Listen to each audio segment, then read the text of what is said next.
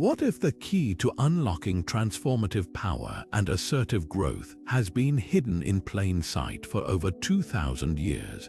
Marcus Aurelius, one of history's most renowned Stoic philosophers, once wrote, "You have power over your mind, not outside events." Realize this, and you will find strength. These words, penned in the 2nd century, still resonate today, offering a timeless blueprint for mastering the challenges of modern life. Stoicism, often misunderstood as a philosophy of emotional detachment, is actually a powerful tool for cultivating resilience, clarity, and purposeful action. It's not about suppressing your feelings, it's about understanding what you can control, letting go of what you can't, and using that wisdom to grow stronger, more confident, and more assertive. In this video, we'll uncover 26 Stoic secrets that can help you transform your mindset, navigate life's uncertainties, and step into your fullest potential. From practical daily habits to profound mental shifts, these principles are as relevant now as they were in ancient Rome. So, if you're ready to discover how Stoicism can empower you to face challenges with calm confidence and take charge of your growth, let's dive in. Your reality is shaped by how you perceive it. This isn't just a philosophical idea. It's a fundamental truth that Stoicism has championed for centuries. The Stoics believed that external events in themselves are neutral. They don't carry inherent meaning. It's our judgments, our interpretations that give them weight. Epictetus, one of Stoicism's most influential teachers, put it this way: "It's not what happens to you, but how you react to it that matters." In other words, the power to shape your experience lies not in the events themselves, but in how you choose to see them. Think about it. Two people can face the same situation, say losing a job, and have completely different reactions. One might see it as a devastating failure, while the other views it as an opportunity to pursue a new path. The event itself is the same, but the perception of it changes everything. This is the essence of the Stoic principle of perception. By reframing challenges, we can turn obstacles into opportunities for growth. Instead of seeing a setback as a reason to despair, we can choose to see it as a chance to learn, adapt, and become stronger. Consider this example. Imagine you're stuck in traffic.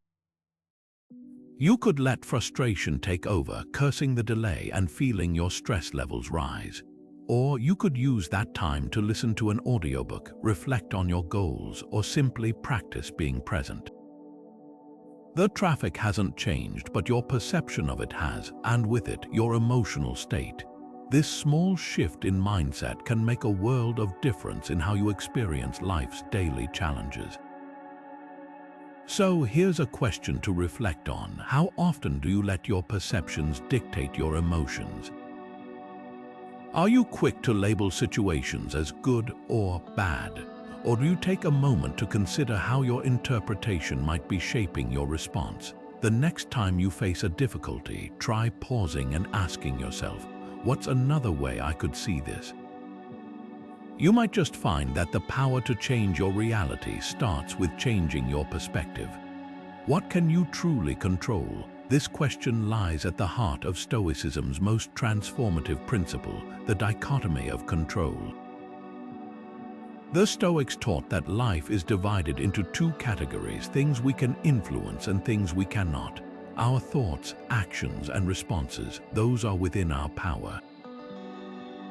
The weather, other people's opinions, or the outcome of a situation, not so much. Seneca, the great Stoic philosopher, put it simply: we suffer more often in imagination than in reality. In other words, much of our stress and frustration comes from trying to control what's beyond our reach. Let's break this down with a modern example.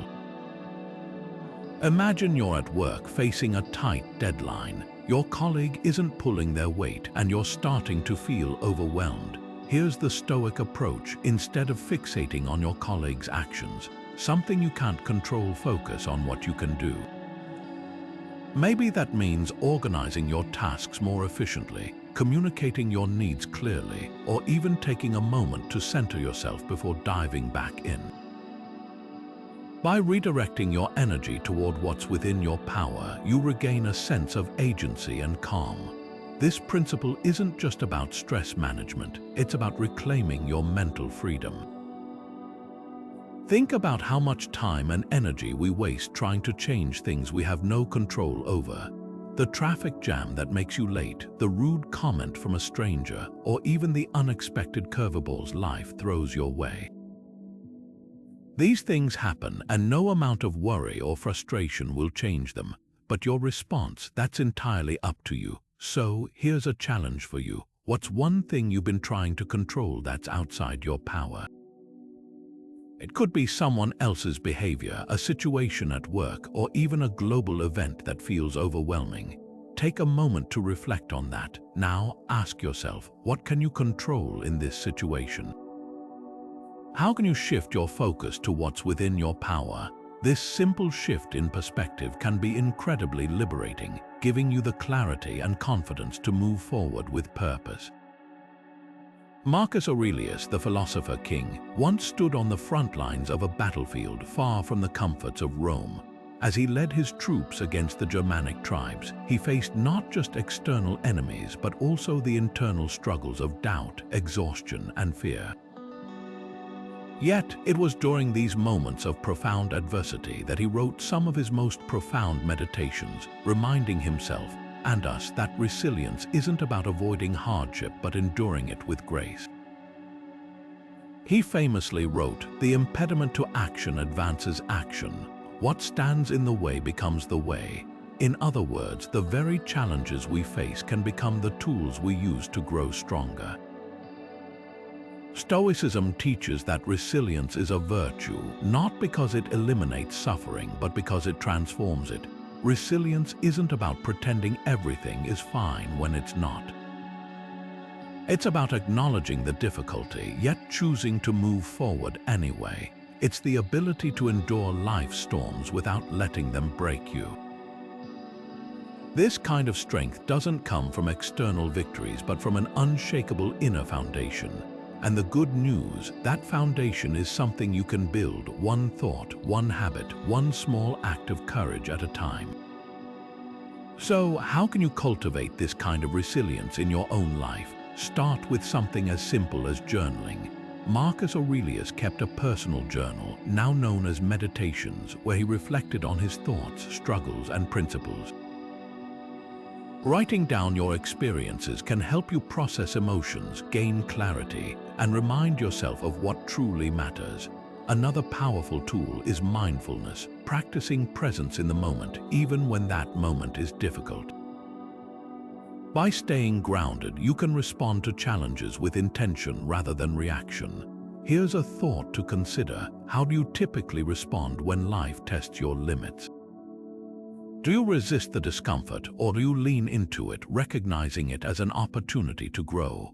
Resilience isn't about being unbreakable, it's about being adaptable. It's about finding strength in the struggle and emerging from it with deeper wisdom and greater confidence.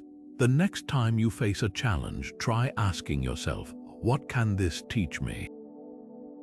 How can I use this to become stronger? The answer might just surprise you. Imagine waking up one day to find everything you value gone. Your job, your relationships, your health, even the comforts of your daily life. It's a jarring thought, isn't it? But what if this exercise wasn't meant to scare you, but to free you? This is the essence of premeditatio malorum, a Stoic practice known as negative visualization. The idea is simple. By mentally preparing for the worst, we can reduce our fear of loss and deepen our appreciation for what we have. Seneca, the Stoic philosopher, captured this beautifully when he said, "He robs present ills of their power who has perceived their coming beforehand." Negative visualization isn't about dwelling on doom and gloom. It's a tool for cultivating gratitude and resilience. Take a moment to think about your job. Imagine for a second that it's no longer there. How would you feel? What would you miss most? The routine, the sense of purpose, the relationships with your colleagues. By visualizing this loss, you're not inviting it, you're reminding yourself of its value. And in doing so, you're more likely to appreciate it while it's still part of your life. Here's another way to think about it. We often take things for granted until they're gone. The coffee you drink every morning, the friend you catch up with weekly, even the quiet moments of solitude, these are all gifts. But we don't always see them that way. Negative visualization helps us shift our perspective. It's like shining a light on the ordinary, turning it into something extraordinary. When we practice seeing the fragility of what we have, we start to cherish it more deeply. So, here's a question to consider. What would you miss most if it were suddenly taken away? Is it your career, your health, or maybe the people closest to you? Take a moment to reflect on that. Now, ask yourself, how can you appreciate it more today? Maybe it's expressing gratitude for your job by approaching it with renewed purpose. Or perhaps it's telling a loved one how much they mean to you. Negative visualization isn't just about preparing for loss, it's about celebrating the present. And in doing so, you'll find that life becomes richer, more vivid, and more meaningful. Are you living in harmony with your true self? This question lies at the heart of the Stoic principle of living in accordance with nature. The Stoics believed that true fulfillment comes from aligning ourselves with two things: the natural world around us and the values within us. Marcus Aurelius once wrote, "When you arise in the morning, think of what a precious privilege it is to be alive, to breathe, to think, to enjoy, to love." These words remind us that authenticity isn't just about being true to ourselves. It's about recognizing our place in the larger tapestry of life and living in sync with it. So, what does it mean to live in accordance with nature? On one level, it's about understanding and accepting the natural order of the world, the seasons, the cycles, the inevitability of change. But on a deeper level, it's about aligning our actions with our core values and principles. The Stoics called this eudaimonia, a state of flourishing that comes when we live in harmony with our highest ideals. It's not about chasing external success or societal approval. It's about being true to who you are and what you believe. Consider this example. Imagine someone who spends their life chasing a high-powered career, driven by the desire for status and wealth. On the surface, they might seem successful, but deep down, they feel hollow, like they're living someone else's life. They've sacrificed their health, relationships, and passions in pursuit of a goal that doesn't truly align with their values. This is what happens when we live out of sync with our nature. We might achieve external milestones, but internally, we feel disconnected and unfulfilled. Now contrast that with someone who takes the time to reflect on what truly matters to them. Maybe they value creativity, community, or making a meaningful impact. By aligning their choices with these values, they find a sense of purpose and contentment, even if their life looks less impressive on paper. This is the power of living in accordance with nature. It's not about perfection, it's about alignment. So here's a question to reflect on. What changes can you make to live more authentically? Are there areas of your life where you feel out of sync with your true self? Perhaps it's a job that drains your energy, a relationship that doesn't fulfill you, or habits that pull you away from your values. Living in accordance with nature doesn't require a complete overhaul of your life. It starts with small, intentional choices, saying no to what doesn't align with your values and saying yes to what does. When you take these steps, you'll find that life becomes not just easier, but richer, more meaningful, and deeply fulfilling. Emotions are not your enemy, they're your teachers. This might sound counterintuitive, especially in a world that often tells us to suppress or ignore our feelings. But Stoicism offers a different perspective. Emotions are signals, not dictators. They reveal what's happening within us, pointing to our values, fears, and desires. Epictetus, the Stoic philosopher who rose from slavery to become one of history's greatest teachers, put it this way: It's not the things themselves that disturb people, but their judgments about those things. In other words, it's not the emotion itself that's the problem, it's how we interpret and respond to it. Take anger, for example. Imagine you're in a heated argument with a coworker. Your first instinct might be to lash out, to let the anger take control. But what if instead you paused and asked yourself, what's really causing this anger?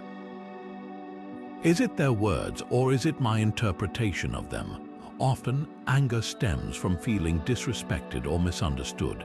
By stepping back and examining the root of the emotion, you can respond with clarity rather than react with impulsiveness.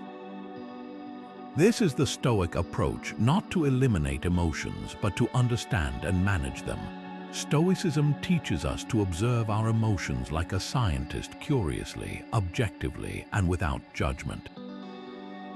When frustration arises, instead of letting it consume you, ask, what's this frustration trying to tell me? Is it highlighting a boundary that's been crossed or a goal that feels out of reach?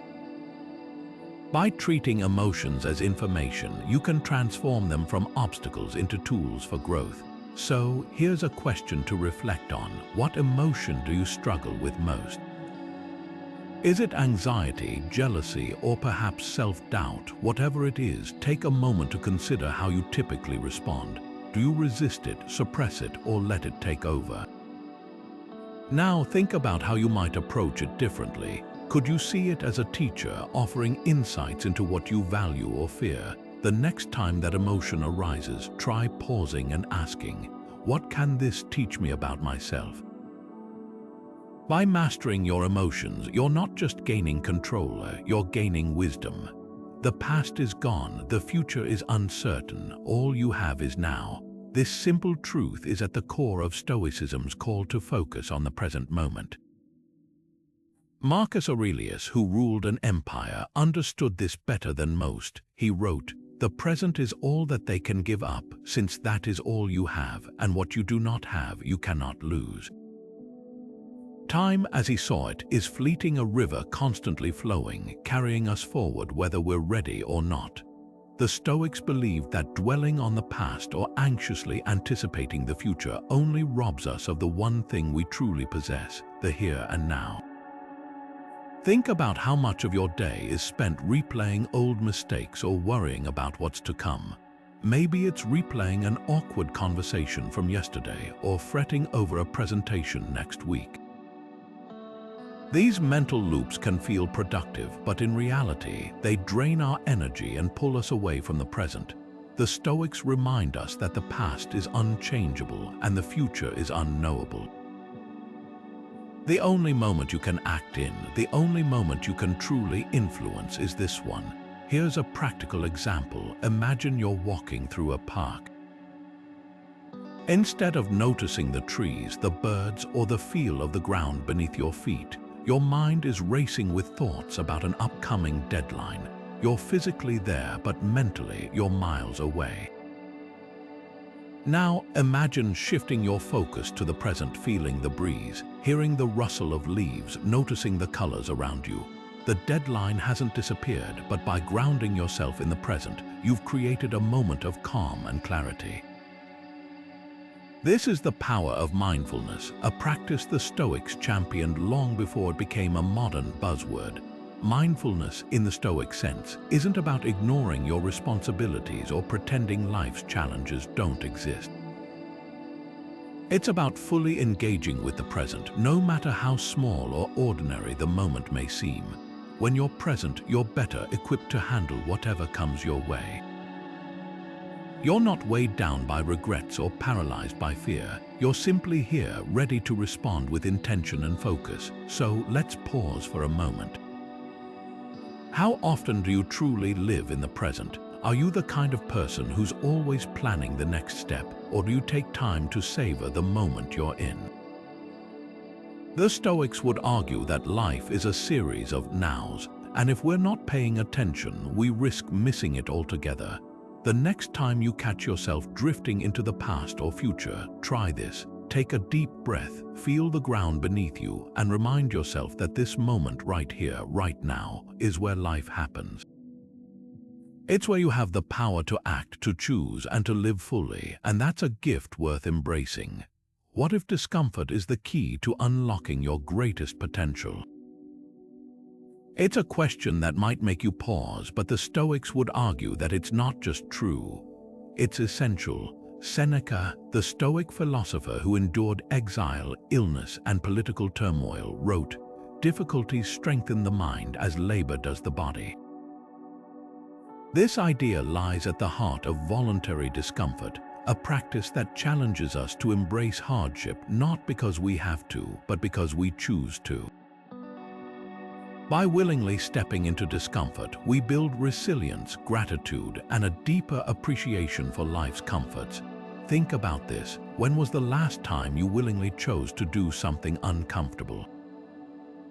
Maybe it was skipping a meal, taking a cold shower, or waking up an hour earlier than usual. These small acts of voluntary discomfort might seem insignificant, but they're powerful tools for growth. The Stoics believed that by practicing hardship, we prepare ourselves for life's inevitable challenges. It's like training for a marathon. When the race comes, you're ready because you've already pushed your limits. Here's a practical example: fasting. In ancient times, the Stoics would occasionally skip meals, not out of necessity, but to remind themselves of what it felt like to go without. By doing so, they cultivated gratitude for the food they usually took for granted. Today, you might not fast, but you could try something similar, like turning off your phone for a day or walking instead of driving. These small acts of discomfort help you build mental toughness and a deeper appreciation for the conveniences of modern life. Cold showers are another modern example. At first, the idea might seem unappealing, even painful, but the act of stepping into that cold water, taking a deep breath, and staying present in the discomfort teaches you something profound. You can endure more than you think. It's not about punishing yourself, it's about proving to yourself that you're stronger than your impulses. Over time, these small acts of voluntary discomfort build a kind of inner strength that spills over into other areas of your life. So here's a challenge for you. What's one small discomfort you could embrace today? Maybe it's resisting the urge to check your phone first thing in the morning, or choosing to walk up the stairs instead of taking the elevator. It doesn't have to be dramatic, just intentional. By doing this, you're not just building resilience, you're also reminding yourself of how much you already have. The warmth of a hot shower feels even better when you've experienced the chill of a cold one. The comfort of a full meal tastes richer when you've gone without. Voluntary discomfort isn't about depriving yourself, it's about enriching your life by showing you what you're capable of. The next time you're faced with a choice between comfort and discomfort, consider this. What if the harder path is the one that leads to growth? What if the discomfort you avoid is the very thing that could make you stronger? By embracing voluntary discomfort, you're not just preparing for life's challenges, you're proving to yourself that you can rise above them. And that's a lesson worth learning, one small step at a time. Discipline is the bridge between goals and accomplishment. It's not just a tool for achieving external success, it's the foundation of personal growth and self-mastery.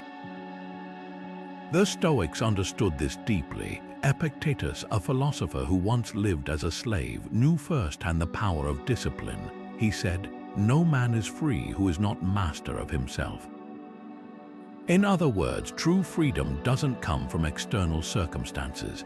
It comes from the ability to control your impulses, align your actions with your values, and stay committed to your purpose even when it's difficult. At its core, self-discipline is about consistency. It's not about grand, sweeping gestures, but the small, daily choices that add up over time. Think about it. You don't build a strong body by working out once in a while. You build it by showing up day after day, even when you're tired or unmotivated. The same principle applies to any area of life, whether it's your career, relationships, or personal development. Discipline is what turns potential into progress. Let's take a modern example, sticking to a fitness routine. You might set a goal to exercise 3 times a week. At first, it feels exciting, but after a few weeks, the novelty wears off. That's when discipline steps in. It's not the initial motivation that gets you to the gym, it's the commitment to showing up, even when you'd rather stay in bed. Over time, that consistency transforms your body, your mindset, and even your sense of self-worth. The Stoics would argue that this same discipline can be applied to anything, learning a new skill, saving money, or even managing your emotions. The process is the same. Start small, stay consistent, and let the results speak for themselves.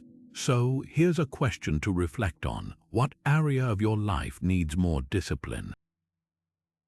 Is it a habit you've been meaning to build, a goal you've been putting off, or perhaps a mindset you've been struggling to shift? Whatever it is, consider this. Discipline isn't about perfection, it's about persistence. It's about showing up even when it's hard and trusting that the effort will pay off. And here's the good news. Every time you choose discipline over distraction, you're strengthening that mental muscle. Over time, it becomes easier, not because the challenge goes away, but because you've proven to yourself that you can rise to it. Now, think about one small step you can take today to build that discipline. Maybe it's setting a specific time to work on your goal, or removing a distraction that's been holding you back.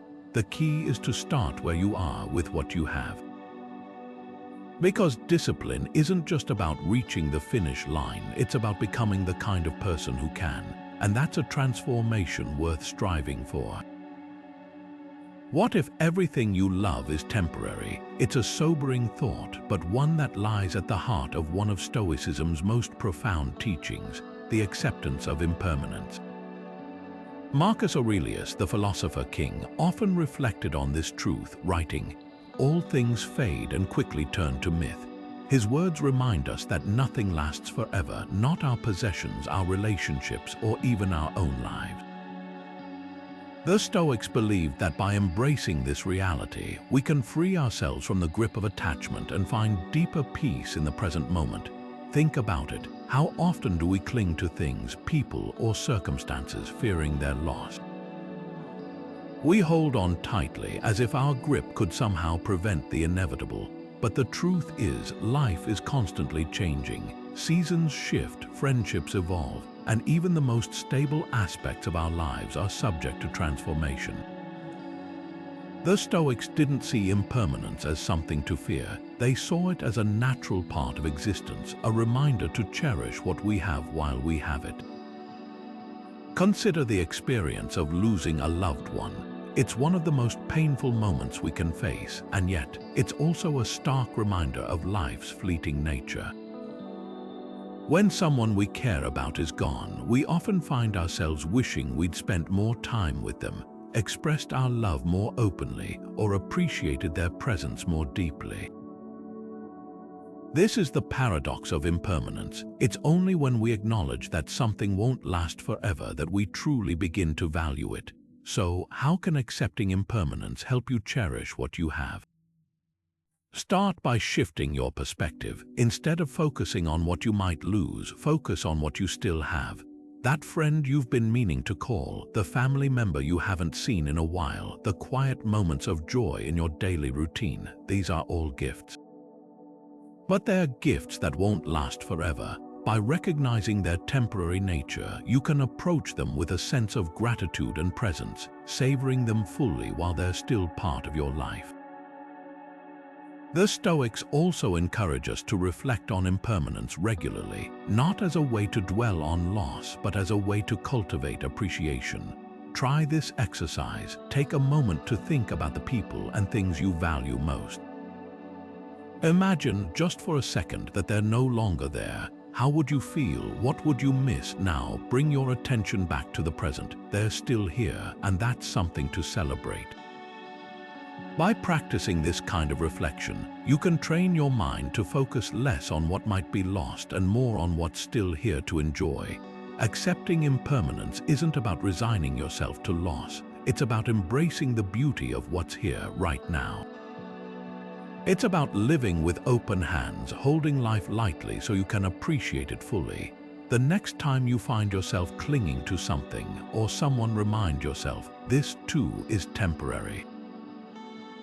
And in that reminder, you'll find the freedom to love more deeply, live more fully, and cherish each moment as the gift it truly is. Gratitude transforms what we have into enough. This simple yet profound truth lies at the heart of Stoicism's approach to contentment. While modern self-help often frames gratitude as a feel-good practice, the Stoics saw it as something far deeper, a way to reframe our relationship with life itself. Seneca, the Stoic philosopher who faced exile and personal loss, wrote, "True happiness is to enjoy the present without anxious dependence upon the future, not to amuse ourselves with either hopes or fears, but to rest satisfied with what we have, which is sufficient." In other words, gratitude isn't just about saying thank you, it's about recognizing that what we already possess is enough to live a fulfilling life.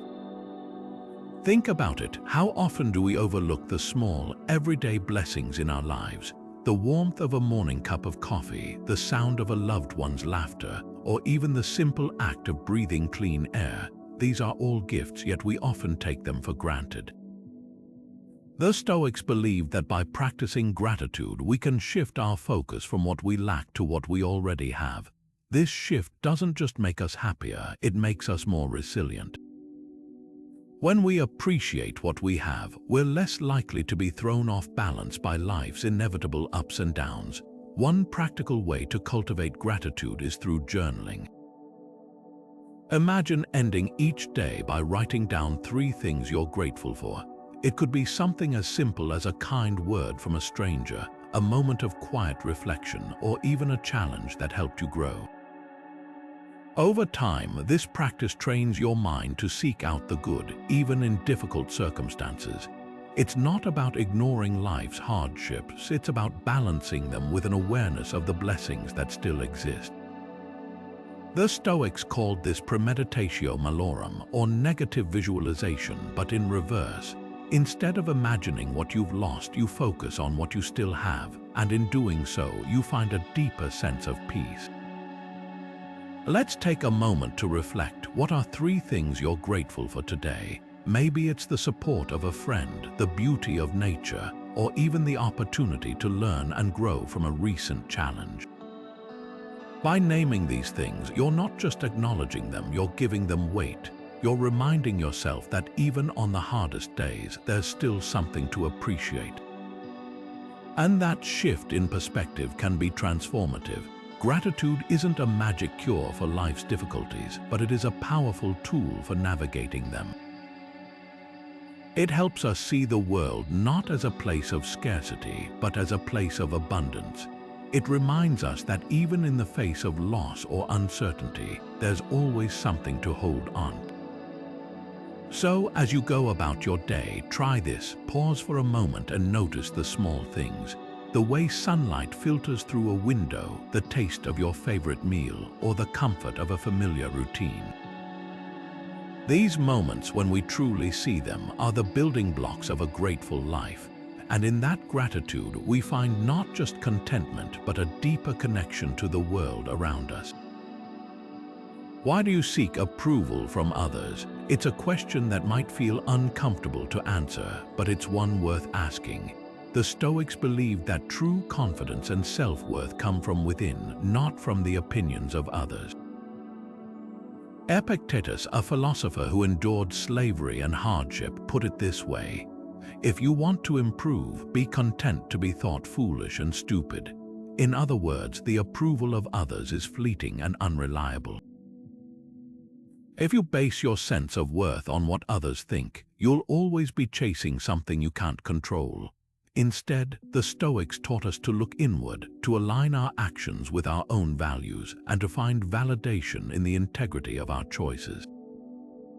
Think about social media for a moment. How often do you post something, a photo, a thought, an achievement, and then anxiously check for likes or comments?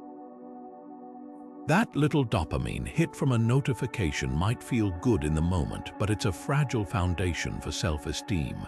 What happens when the likes don't come? Or worse, when someone criticizes you, suddenly your mood shifts, your confidence wavers, and you're left feeling like you're not enough. This is the trap of external validation. It's a cycle that keeps us dependent on others' opinions, leaving us vulnerable to their judgments and moods. The Stoic solution is simple, though not always easy. Detach your sense of worth from external approval. This doesn't mean you should ignore feedback or live in isolation. It means recognizing that your value isn't determined by what others think of you. It's determined by how you live in alignment with your principles.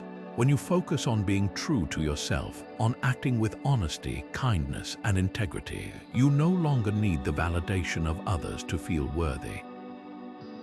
You already know your worth because it's rooted in something deeper and more enduring than fleeting opinions.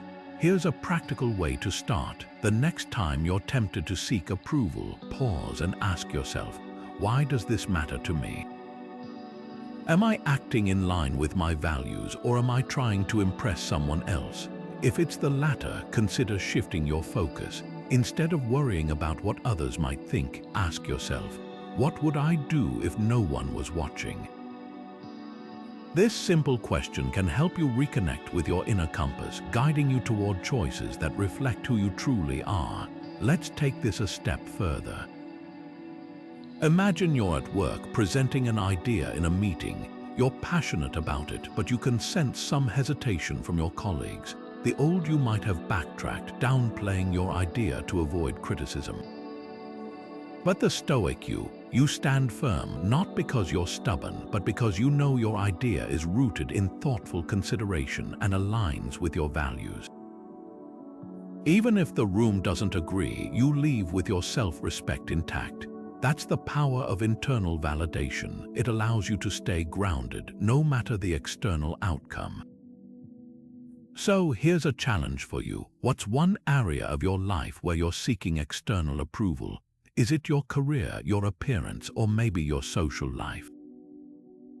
Take a moment to reflect on that. Now ask yourself, how can you shift your focus from others' opinions to your own values? By doing this, you're not just letting go of external validation, you're reclaiming your power. And in that shift, you'll find a deeper, more unshakable sense of self-worth. After all, the only approval you truly need is your own. Every challenge is a chance to grow. That might sound like a cliché, but for the Stoics, it was a fundamental truth. Marcus Aurelius, who faced countless trials as both a ruler and a philosopher, wrote, "The obstacle is the way." These 4 words carry a profound message. Adversity isn't something to avoid, it's something to embrace. The Stoics believed that hardship isn't just inevitable, it's essential. It's through difficulty that we discover our strength, refine our character, and uncover opportunities we might never have seen otherwise. Think about a time when life threw you a curveball. Maybe it was losing a job, facing a personal loss, or navigating a health crisis. In that moment, it probably felt like the world was against you. But looking back, can you see how that challenge shaped you? Perhaps it forced you to develop new skills, deepened your resilience, or even led you down a path you wouldn't have chosen otherwise. This is the Stoic perspective. Adversity isn't a roadblock, it's a detour that can lead to unexpected growth.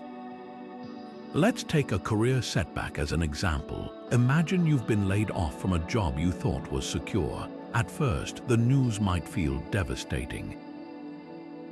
But what if, instead of seeing it as a failure, you saw it as an opportunity? Maybe it's a chance to explore a new industry, start your own business, or finally pursue that passion project you've been putting off. The Stoics would argue that this moment isn't just a test of your resilience, it's a chance to redefine your path and discover what you're truly capable of. The setback doesn't define you, your response to it does. Marcus Aurelius faced his own share of setbacks, from political betrayals to the loss of loved ones. Yet he viewed these challenges not as punishments but as lessons. He wrote, "What stands in the way becomes the way." In other words, the very thing that seems to block your progress can become the stepping stone to something greater. When you shift your perspective, adversity transforms from an enemy to an ally, a teacher that pushes you to grow in ways you never imagined. So, here's a question to reflect on. What recent challenge has taught you the most? Maybe it's something small, like a disagreement with a friend that helped you improve your communication skills. Or perhaps it's something larger, like a health scare that reminded you to prioritize self-care. Whatever it is, take a moment to consider how that difficulty has shaped you. What strengths did it reveal? What lessons did it teach? By reframing adversity as an opportunity, you're not just surviving life's challenges, you're thriving because of them. The next time you face a setback, try this. Instead of asking, "Why is this happening to me?" ask, "What can I learn from this?" That simple shift in mindset can turn a moment of struggle into a moment of empowerment. Adversity isn't the end of the road, it's the beginning of a new one. And with the Stoic perspective as your guide, you'll find that every challenge is a chance to grow stronger, wiser, and more resilient. Are your decisions aligned with your values? It's a question worth asking because more often than not, we make choices on autopilot, driven by habit, convenience, or external pressures. But the Stoics believed that every decision is an opportunity to live in accordance with our principles. Seneca, the great Stoic philosopher, advised, "It is not because things are difficult that we do not dare, it is because we do not dare that they are difficult."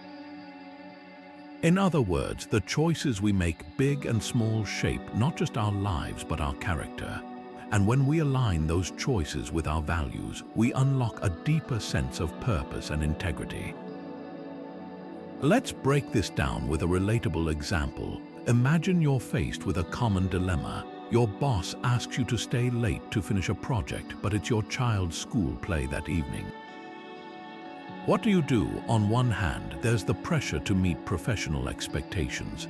On the other, there's the value you place on being present for your family. The Stoic approach isn't about finding a right answer, but about making a deliberate, value-driven choice. It's about asking yourself, which option aligns more closely with what I truly care about? Am I choosing out of fear of judgment, or am I acting in line with my principles? This kind of mindful decision-making requires clarity about your values. What matters most to you? Is it honesty, creativity, connection, or perhaps growth? When you're clear on your values, decisions become less about external rewards and more about internal alignment. The Stoics called this prohersis, the ability to choose wisely based on reason and virtue. It's not about perfection, it's about intention. It's about pausing, reflecting, and choosing with purpose even when it's uncomfortable. So how can you practice this in your daily life? Start by identifying your core values. What principles guide your actions when you're at your best? Once you have that clarity, use it as a filter for your decisions. Before saying yes to a new commitment, ask yourself, does this align with my values, or am I doing it out of obligation? When faced with a difficult choice, take a moment to step back and consider, what would my best self do in this situation? These small pauses can make a world of difference, helping you move from reactive to intentional living. Now, think about a recent decision you've made. Was it driven by your values, or was it influenced by external pressures? The Stoics would challenge you to reflect on that choice and consider how it aligns with who you want to be. The beauty of mindful decision-making is that it's never too late to start. Every moment offers a new opportunity to choose deliberately, to act with integrity, and to shape your life in a way that reflects your deepest principles. The next time you're at a crossroads, remember, your decisions are more than just choices, they're reflections of your values. By making them mindfully, you're not just navigating life's challenges, you're building a life that truly matters. And that's a power worth embracing. True strength lies in humility. It's a statement that might seem counterintuitive in a world that often equates power with dominance or self-promotion. But for the Stoics, humility wasn't a sign of weakness, it was a mark of wisdom. Epictetus, the Stoic philosopher who rose from slavery to become one of history's greatest teachers, put it this way: "It is impossible for a man to learn what he thinks he already knows." In other words, humility begins with the recognition that there's always more to learn, more to understand, and more room to grow. It's about approaching life with an open mind, free from the arrogance of believing you have all the answers. At its core, humility is about self-awareness. It's the ability to see yourself clearly, your strength, your flaws, and your limitations. The Stoics believed that this kind of honesty is essential for personal growth. When you're humble, you're not afraid to admit when you're wrong or to seek help when you need it. You're able to listen to others, to learn from their experiences, and to see the value in perspectives that differ from your own. This openness doesn't diminish your strength, it amplifies it because it allows you to adapt, improve, and connect with others on a deeper level. Let's take a modern example. Imagine you're at work and you've just realized a mistake in a project you've been leading. Your first instinct might be to downplay it, to hope no one notices, or even to shift the blame. But humility offers another path. It invites you to own up to the error, to apologize if necessary, and to take steps to fix it. This might feel uncomfortable in the moment, but it builds trust and respect. It shows that you're not just invested in looking good, you're committed to doing good. And in the long run, that kind of integrity is far more valuable than the temporary comfort of saving face. Humility also plays a crucial role in relationships. Think about the last time you had a disagreement with someone close to you. Did you approach the situation with an open mind, willing to see their point of view?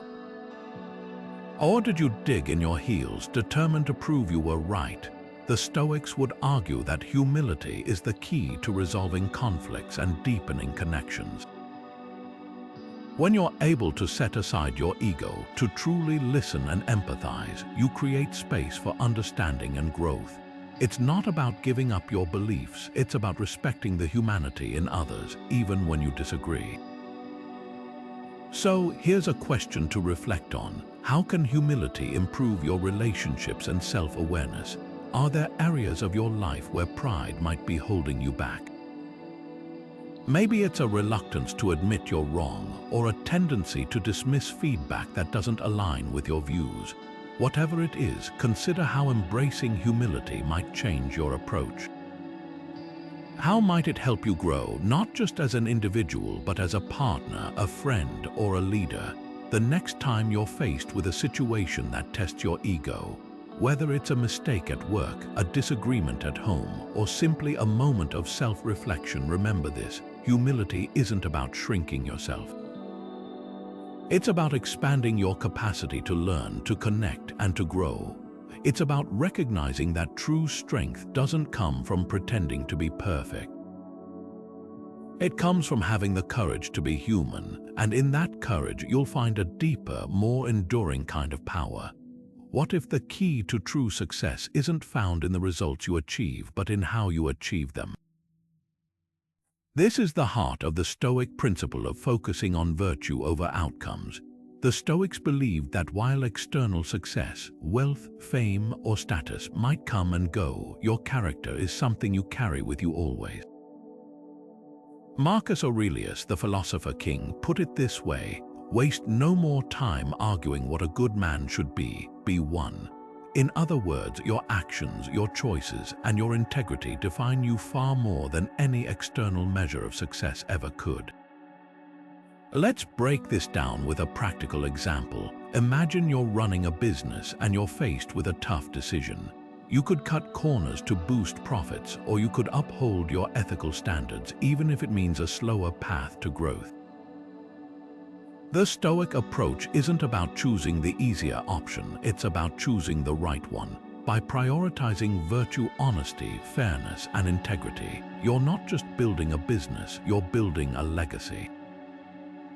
And that legacy, rooted in character, will endure long after the profits have come and gone. Here's the thing, focusing on virtue doesn't mean ignoring outcomes entirely.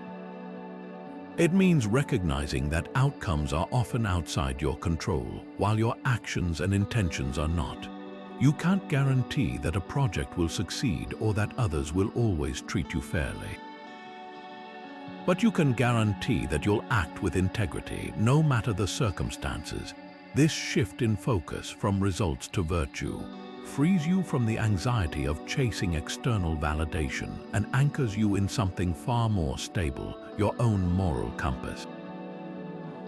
So, how can you prioritize virtue over external success in your own life? Start by reflecting on your values. What principles guide your decisions when no one is watching? Is it honesty, kindness, courage, or perhaps a commitment to fairness? Once you're clear on your values, use them as a filter for your choices. The next time you're faced with a decision, ask yourself, am I choosing this because it's easy or because it's right? That simple question can help you align your actions with your highest ideals. Now, think about a recent decision you've made. Did it reflect your values, or was it driven by the desire for a specific outcome? The Stoics would challenge you to consider not just what you achieved, but how you achieved it. Did you act with integrity even when it was difficult? Did you stay true to your principles even when it meant sacrificing short-term gains? These are the questions that reveal the true measure of success. Focusing on virtue over outcomes isn't about rejecting ambition, it's about redefining it. It's about striving for excellence not just in what you do, but in how you do it. When you prioritize character over results, you're not just building a successful life, you're building a meaningful one, and that's a legacy worth pursuing. You can't control results, only your efforts.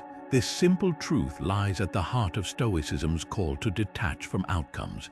Seneca, one of the great Stoic thinkers, wrote, "We suffer more often in imagination than in reality." What he meant was this: much of our stress and frustration comes from fixating on what we can't control, the outcome, rather than focusing on what we can, the effort we put in. The Stoics believed that by shifting our attention from results to actions, we free ourselves from the anxiety of uncertainty and find greater peace in the process. Let's make this practical. Imagine you're preparing for a job interview. You've done your research, practiced your answers, and polished your resume. You've put in the work, that's the part you control. But what happens after you walk out of that interview, whether you get the job or not, isn't up to you. It might depend on the hiring manager's mood, the competition, or even factors you can't anticipate. If you obsess over the outcome, you'll likely feel anxious and powerless. But if you focus on the effort, on showing up prepared, confident, and authentic, you'll walk away knowing you did your best, regardless of the result. The Stoics didn't suggest that we stop caring about outcomes altogether. Instead, they encouraged us to care more about how we show up. It's the difference between saying, "I need to get this job to feel successful," and saying, "I'm going to give this interview my all because that's who I am." The first ties your self-worth to something outside your control. The second roots it in your actions, your values, and your commitment to doing your best. Here's a question to reflect on. How can you detach from outcomes while staying committed to your goals? Start by reframing what success means to you. Instead of measuring it solely by the results you achieve, measure it by the effort you invest and the integrity you bring to the process. Did you give it your all?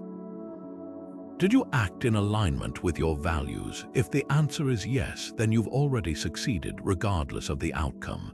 Detaching from outcomes doesn't mean giving up on your goals. It means pursuing them with passion and purpose while letting go of the need to control how they unfold. This mindset shift can be incredibly liberating. It allows you to approach challenges with curiosity rather than fear, to see setbacks as opportunities rather than failures, and to find fulfillment in the journey rather than the destination. After all, the effort you put in is a reflection of your character, and that's something no outcome can ever take away. How do you start your day? For many of us, mornings are a blur of alarms, caffeine, and rushing out the door. But the Stoics saw the early hours as something far more meaningful, a sacred time to set the tone for everything that follows. Epictetus, the philosopher who rose from slavery to become one of Stoicism's greatest teachers, once said, "First say to yourself what you would be, and then do what you have to do." This simple yet profound advice reminds us that how we begin our day shapes how we live it. It's not just about getting things done, it's about aligning your actions with your intentions from the very start. The Stoics practiced morning reflection as a way to ground themselves in purpose. Before the chaos of the day took over, they would take a few moments to center their thoughts. Imagine waking up and, instead of reaching for your phone, sitting quietly to reflect on your goals, your values, and the kind of person you want to be. This isn't about perfection, it's about presence. It's about starting the day with clarity rather than reactivity, so you can move through the hours with intention rather than impulse. One practical way to incorporate this into your life is through journaling. Picture this: you wake up, grab a notebook, and spend just 5 minutes writing down your thoughts. Maybe you jot down what you're grateful for, what you hope to accomplish that day, or even a challenge you're facing. This small act of reflection can help you organize your mind, focus your energy, and approach the day with a sense of purpose. It's like creating a mental roadmap, so you're not just reacting to whatever comes your way, you're steering the course. Meditation is another powerful tool for morning preparation. Even a few minutes of deep breathing or mindfulness can help you center yourself and let go of the mental clutter that often builds up overnight. The goal isn't to clear your mind completely. It's to create a space where you can observe your thoughts without judgment and choose how you want to respond to them. This practice, rooted in Stoic principles, helps you start the day from a place of calm and control rather than stress and distraction. So, here's a question to consider. What small habit can you add to your morning routine to set a positive tone? It doesn't have to be grand or time-consuming. Maybe it's taking a few deep breaths before you get out of bed, reading a passage from a book that inspires you, or simply sitting in silence for a moment. The key is to choose something that connects you to your intentions and values, something that reminds you of the person you're striving to be. Over time, these small habits compound, creating a foundation of clarity and purpose that carries you through the day. The Stoics believed that how you begin your day shapes how you live your life. By starting with intention, you're not just preparing for what's ahead, you're crafting the kind of day and ultimately the kind of life you want to lead. So the next time your alarm goes off, take a moment to pause, reflect, and ask yourself, what kind of day do I want to create? The answer might just change everything. The day is not over until you've learned from it. This is the essence of the Stoic practice of evening reflection, a quiet, intentional pause to review the day's events, extract lessons, and prepare for the days ahead.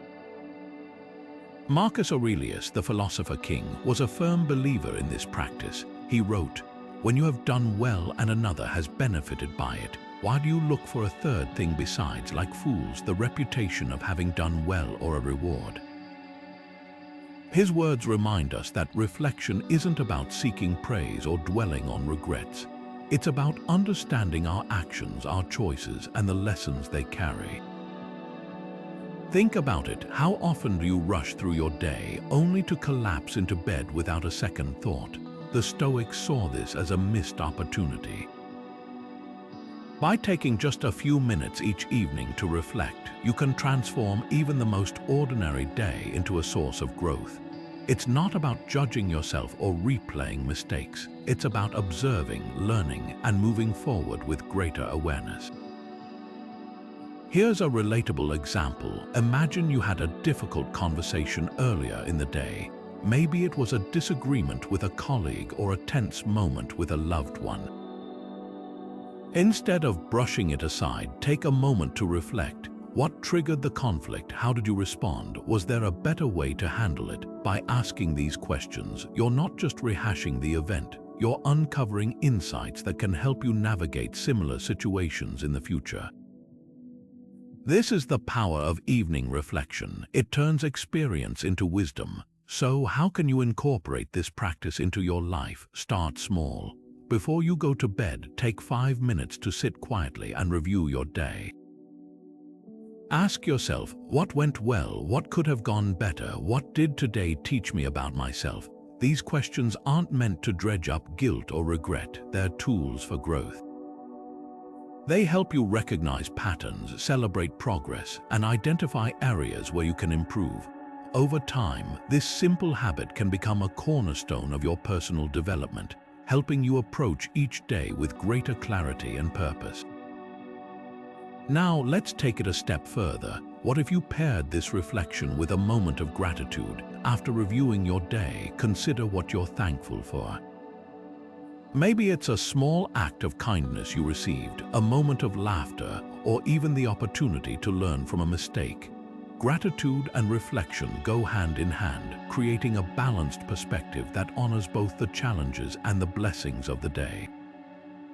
Evening reflection isn't just a Stoic practice, it's a way to take ownership of your life. It's about closing the day with intention, so you can wake up tomorrow ready to grow, to improve, and to live with greater awareness. So, before you turn off the lights tonight, take a moment to ask yourself, what did today teach me? The answer might just set the stage for a brighter tomorrow.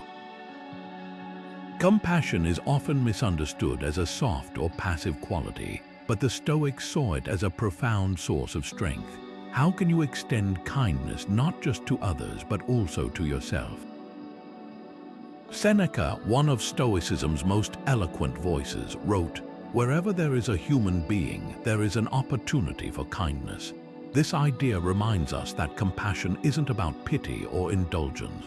It's about recognizing our shared humanity and choosing to act with empathy, even in the face of difficulty.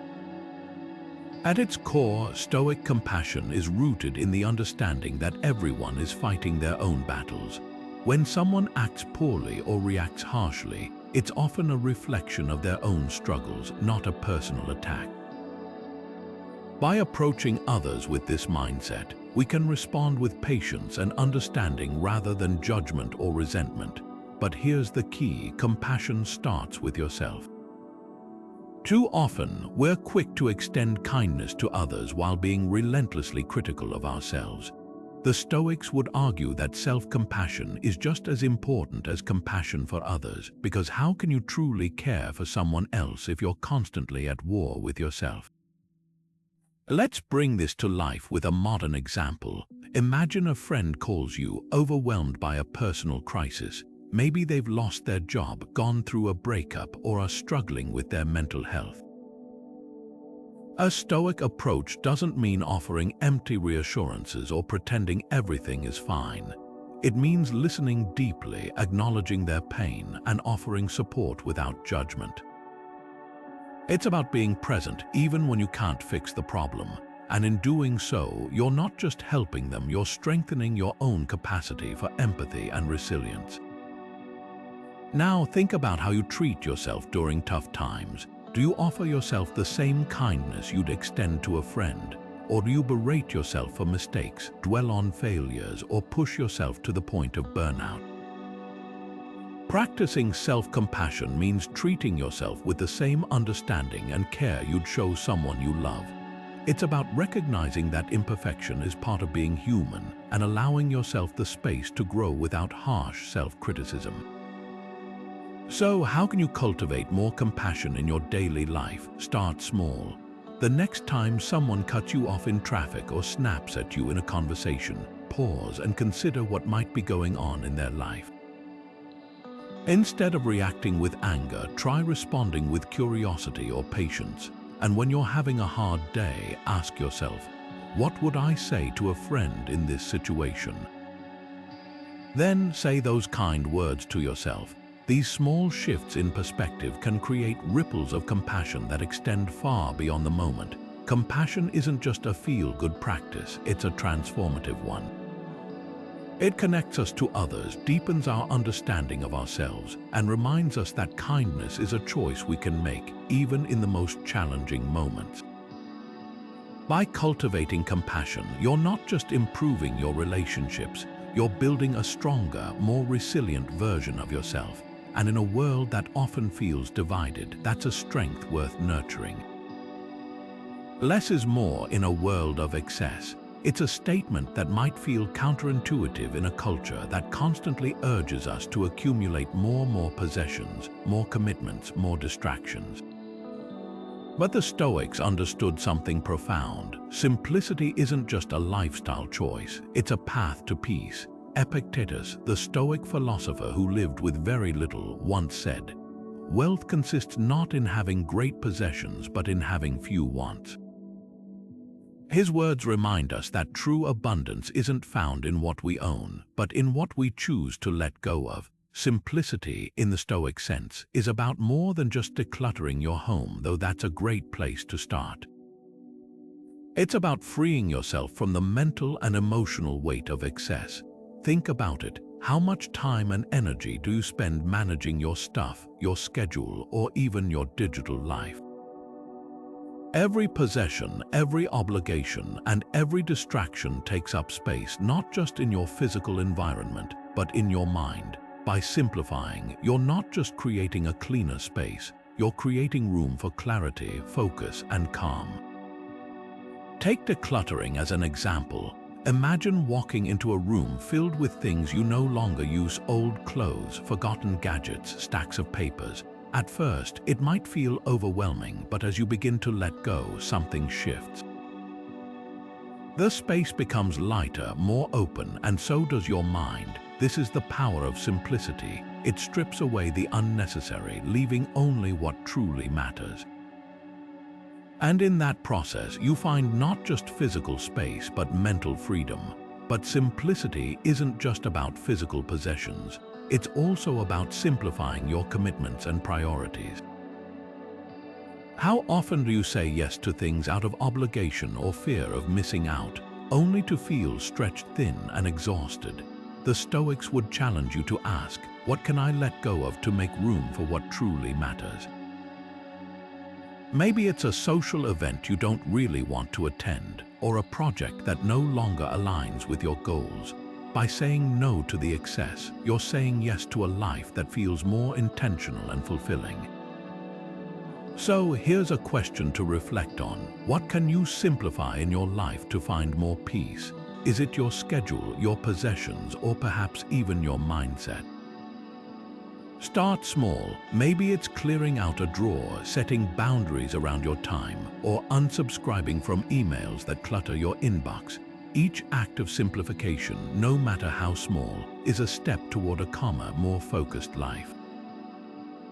The beauty of simplicity is that it's not about deprivation, it's about liberation. It's about creating space for what truly matters, whether that's meaningful relationships, personal growth, or simply the joy of being present. By embracing simplicity, you're not just reducing stress, you're reclaiming your time, your energy, and your peace of mind. And in a world that often feels overwhelming, that's a gift worth giving yourself. How do you handle delays and setbacks? It's a question worth asking because, let's face it, life rarely moves at the pace we want. Whether it's waiting for a promotion, navigating a slow-moving project, or even sitting in traffic, patience often feels like a luxury we can't afford. But for the Stoics, patience wasn't just a virtue. It was a cornerstone of long-term growth and resilience. Marcus Aurelius, who faced countless delays and obstacles during his reign, wrote, "The art of living is more like wrestling than dancing, because an artful life requires being prepared to meet and withstand sudden and unexpected attacks." In other words, patience isn't about passively waiting. It's about enduring challenges with grace and determination, knowing that growth often happens in the waiting. Let's bring this to life with a practical example. Imagine you've been working toward a promotion at work. You've put in the effort, met the deadlines, and exceeded expectations, but the promotion hasn't come yet. It's easy to feel frustrated, to question your worth, or even to resent the process. But here's where Stoic patience comes in. Instead of fixating on the outcome, focus on what you can control: your attitude, your effort, and your commitment to doing your best, even when the results aren't immediate. Patience in this context isn't about giving up, it's about trusting the process and recognizing that true progress often takes time. The Stoics believed that patience is a form of strength. It's the ability to stay steady in the face of uncertainty, to keep moving forward even when the path feels long. Think about a tree growing from a seed. It doesn't rush to become tall and strong overnight. It takes time, weathering storms and droughts before it reaches its full potential. The same is true for us. Growth isn't always visible in the moment, but every setback, every delay, and every moment of waiting is an opportunity to build resilience and deepen your understanding of what truly matters. So, how can you cultivate patience in areas where you feel frustrated? Start by shifting your focus from the outcome to the process. Instead of asking, "When will this happen?" ask, "What can I learn from this experience?" Maybe the delay in your promotion is an opportunity to refine your skills, strengthen your relationships, or even explore new possibilities you hadn't considered before. By reframing the situation, you transform impatience into curiosity and frustration into growth. Another powerful tool is mindfulness. When you find yourself growing impatient, take a moment to pause and breathe. Remind yourself that this moment, however uncomfortable, is part of your journey. It's not an obstacle to rush past. It's a chapter in your story, one that's shaping you in ways you might not yet see. Marcus Aurelius himself practiced this kind of mindfulness, writing, "The present moment is all you ever have. Make it enough." By staying present, you can navigate delays with greater calm and clarity, knowing that patience isn't just about waiting, it's about trusting in your ability to endure and thrive. Patience in the Stoic sense isn't passive, it's active. It's the quiet strength that allows you to face life's uncertainties with resilience and purpose. The next time you find yourself growing impatient, try this. Instead of resisting the delay, embrace it as an opportunity to grow. Ask yourself, what can this moment teach me? And how can I use this time to become stronger? By practicing patience, you're not just enduring life's challenges, you're mastering them. And in that mastery, you'll find a deeper, more enduring kind of success. Your potential is limitless if you believe it is. That's the essence of a growth mindset, the belief that your abilities, intelligence, and talents aren't fixed but can be developed through effort, learning, and persistence. The Stoics understood this centuries ago, long before modern psychology coined the term. Seneca, the Stoic philosopher who faced exile and countless challenges, wrote, "Difficulties strengthen the mind as labor does the body." His words remind us that failure and struggle aren't obstacles to growth, they're essential parts of it. Every setback is a lesson, every challenge a teacher, and every effort a step toward becoming stronger and more capable. At its core, a growth mindset is about embracing the process rather than fixating on the outcome.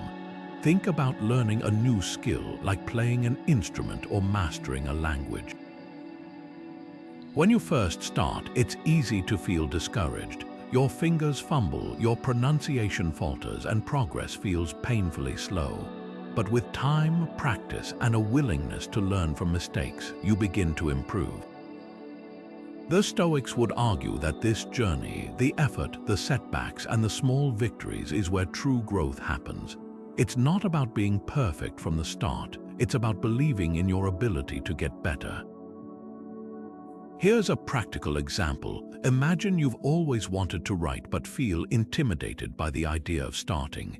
Maybe you've told yourself, "I'm not a natural writer," or "I'll never be good enough."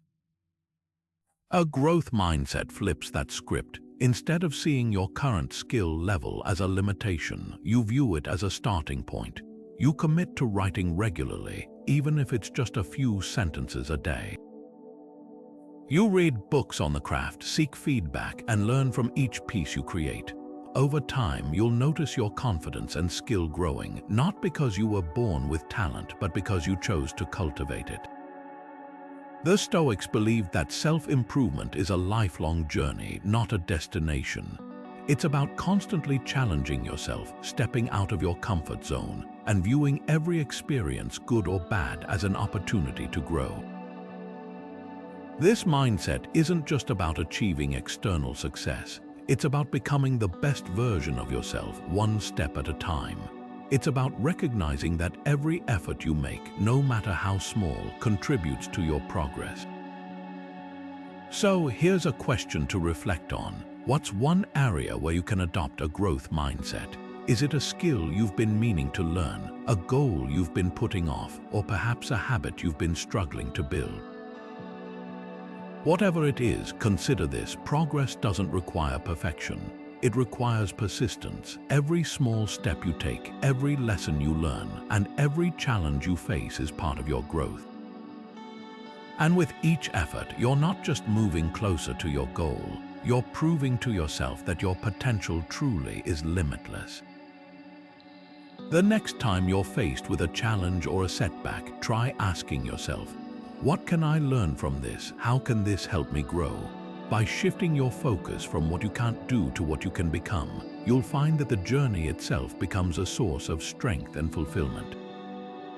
A growth mindset isn't just a way of thinking, it's a way of living. And in that way of living, you'll discover a deeper, more enduring kind of success. What's holding you back from letting go of past hurts? It's a question that cuts to the heart of why so many of us carry emotional baggage long after the initial wound has healed. The Stoics understood that holding onto resentment doesn't punish the person who wronged you, it punishes you. Epictetus, the Stoic philosopher who rose from slavery to become one of history's greatest teachers, put it simply: forgiveness is better than revenge, for forgiveness is the sign of a gentle nature, but revenge is the sign of a savage nature. In other words, forgiveness isn't about excusing someone's actions or pretending the hurt didn't happen. It's about releasing the grip that anger and resentment have on your heart, so you can move forward with peace and clarity. Let's break this down with a relatable example. Imagine a close friend cancels plans at the last minute again. You feel hurt, frustrated, maybe even a little resentful. It's easy to let that frustration simmer, to replay the situation in your mind and build a case against them. But what if instead you chose to forgive them? Not because their actions were right, but because holding onto that resentment only weighs you down. Forgiveness, in the Stoic sense, is about reclaiming your emotional freedom. It's about saying, I won't let this define me or control me. And in doing so, you're not just freeing yourself from the past, you're opening the door to a more peaceful, present-focused way of living. Here's the thing: forgiveness doesn't mean forgetting or pretending everything is fine. It's not about letting someone off the hook or ignoring your own feelings. It's about choosing to let go of the emotional charge that keeps you tied to the past. Think of it this way: when you forgive, you're not erasing the hurt, you're reframing it. You're saying, this happened, but I won't let it dictate how I feel or how I live. That shift in perspective is where true healing begins. So, how can you practice forgiveness in your own life? Start by reflecting on who or what you're holding on to. Is it a friend's mistake, a family conflict, or maybe even a past version of yourself? Take a moment to acknowledge the hurt, not to dwell on it, but to understand it. What did this experience teach you? How did it shape you? By seeing the situation through a lens of growth rather than resentment, you can begin to release its hold on you. Now let's take it a step further. Forgiveness isn't just about others, it's also about forgiving yourself. Too often, we're our own harshest critics, replaying past mistakes and holding ourselves to impossible standards. But the Stoics would remind us that self-forgiveness is just as important as forgiving others. After all, how can you move forward if you're constantly looking back? By letting go of self-blame and embracing compassion for yourself, you create space for growth and renewal. Here's a question to reflect on. Who do you need to forgive to free yourself from emotional baggage? It might be someone who hurt you, or it might be you. Whatever the case, consider this: forgiveness isn't a one-time act, it's a practice. It's a choice you make again and again to prioritize your peace over your pain. And with each act of forgiveness, you're not just healing the past, you're building a stronger, more resilient future. So take a deep breath and ask yourself, what's one thing you can let go of today? The answer might just set you free.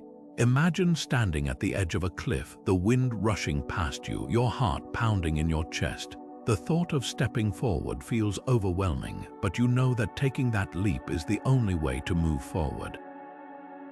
This is courage, not the absence of fear, but the decision to act in spite of it.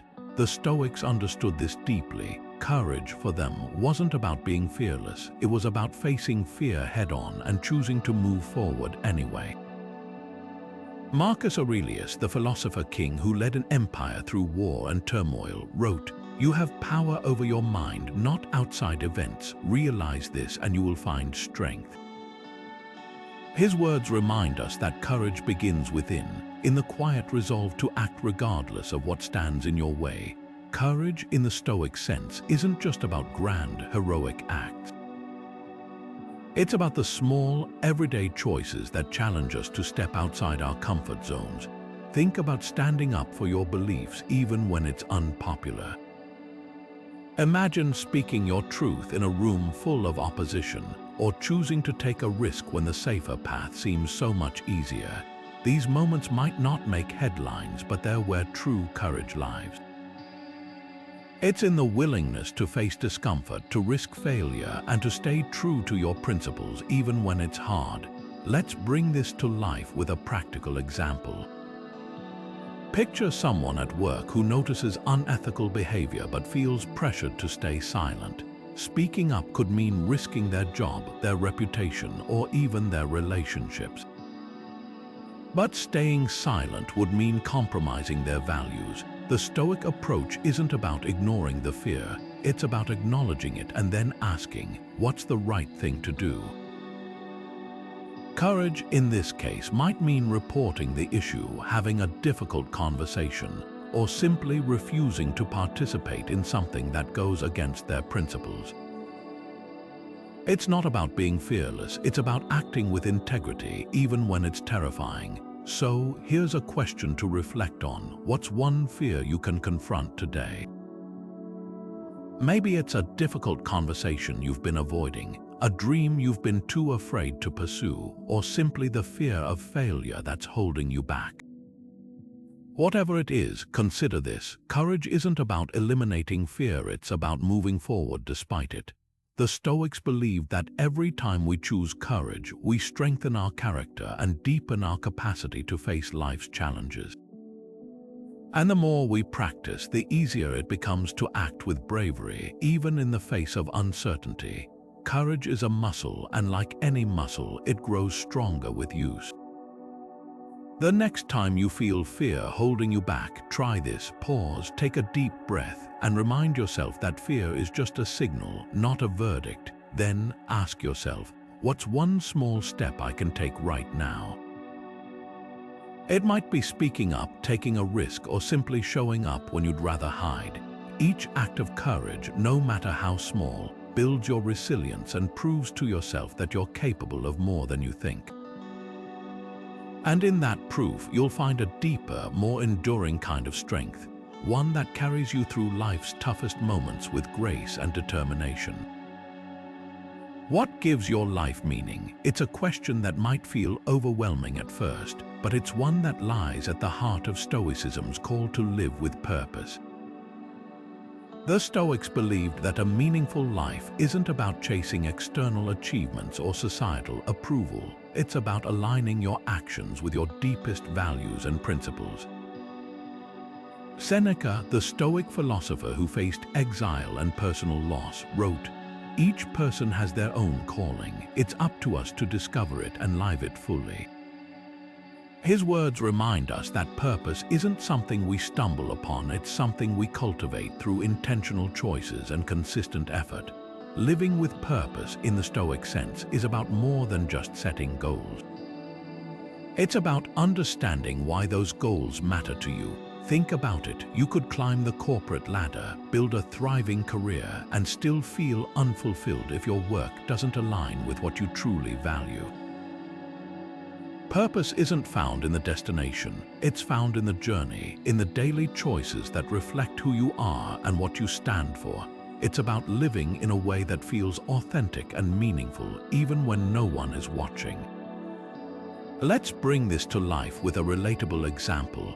Imagine someone who's always dreamed of writing a novel. They've been putting it off for years, waiting for the right time or the perfect idea.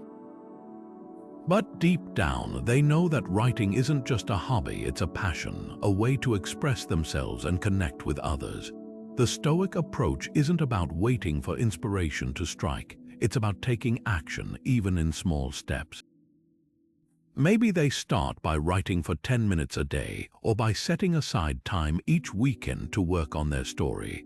Over time, these small, purposeful actions add up, not just to a finished novel, but to a life that feels more aligned with their true self. So, how can you align your daily actions with your deeper purpose? Start by reflecting on what truly matters to you. What values guide your decisions when no one is watching? Is it creativity, connection, growth, or perhaps a desire to make a positive impact? Once you're clear on your values, use them as a compass for your choices. The next time you're faced with a decision, ask yourself, does this align with my purpose? Does it reflect what I truly care about? This simple question can help you move from living on autopilot to living with intention. Purpose isn't a one-time discovery, it's a daily practice. It's about showing up even when it's hard and making choices that reflect who you are and what you stand for. It's about finding meaning not just in the big milestones, but in the small, everyday moments. Whether it's a kind word to a stranger, a moment of creativity, or simply showing up for someone you love, each act of purpose adds up to a life that feels rich, meaningful, and deeply fulfilling. Take a moment to reflect. What's one small step you can take today to live more purposefully? It doesn't have to be grand or dramatic. Maybe it's setting aside time for a passion you've been neglecting, or simply choosing to approach your day with greater intention. By aligning your actions with your values, you're not just moving through life, you're shaping it.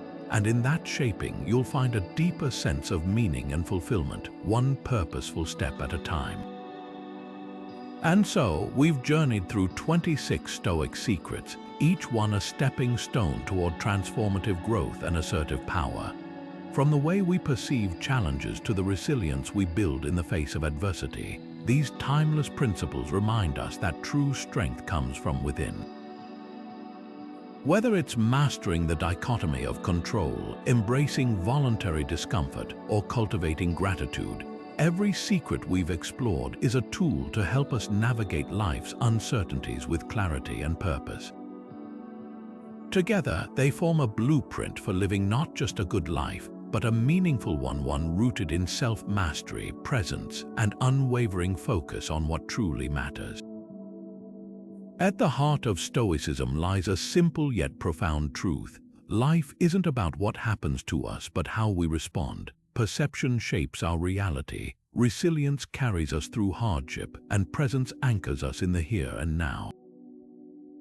These themes weave through every Stoic principle, offering us a way to face life's complexities with calm confidence. As Marcus Aurelius once wrote, "You have power over your mind, not outside events." Realize this and you will find strength. His words capture the essence of Stoicism, the power to transform our lives begins with the mastery of our own thoughts and actions. Now it's your turn. Take a moment to reflect on how these principles resonate with your own experiences. Which Stoic secret stood out most to you? How can you apply it to your daily life, whether it's reframing a challenge, practicing gratitude, or embracing discomfort as a path to growth? The beauty of Stoicism is that it's not just a philosophy to admire. It's a practice to live by, one small, intentional step at a time. If this journey through Stoic wisdom has sparked something in you, consider diving deeper. Subscribe to this channel for more insights on how to live with purpose, resilience, and clarity. Share your thoughts in the comments. What's one Stoic principle you're excited to try? Let's build a community of growth and learning together. Remember, the path to transformative power isn't about perfection. It's about progress, and every step you take, no matter how small, brings you closer to the life you're meant to live. So take that step. The journey begins now.